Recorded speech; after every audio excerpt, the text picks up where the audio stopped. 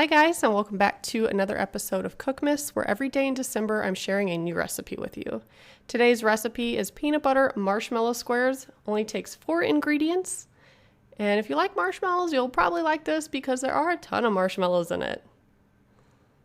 So the first thing I did was get a really large pot, turn it to low heat. I added a stick of butter and 2 cups of peanut butter and a bag of the butterscotch candies. And you're just going to slowly keep stirring that until the butter is melted.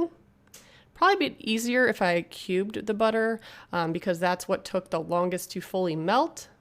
You can see there's like little chunks of it in there along with the butterscotch. But you're just going to heat that on low until everything melts. So we're almost there at this point, but there's a couple little chunks of butter and some butterscotch in there.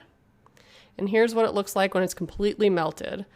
So you're going to turn the heat off, and let it set for about 10 minutes. You don't want to add the marshmallows too quickly or else it's too hot and they will melt.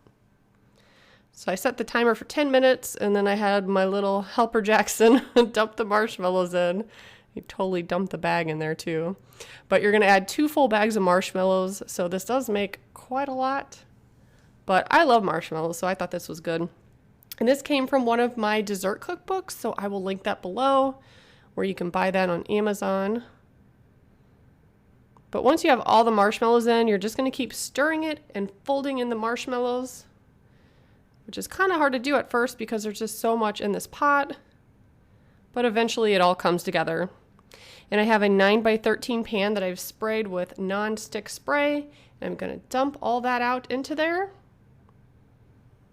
And then I also took a spatula and ran it around the pot because there was a lot of like peanut butter and stuff stuck to the inside. And I wanted to make sure I had all that yumminess. So then took the spatula and just kind of spread everything out as even as possible. Going to put it in the refrigerator. I had mine in there for a couple hours. And then you can take it out and cut it into chunks.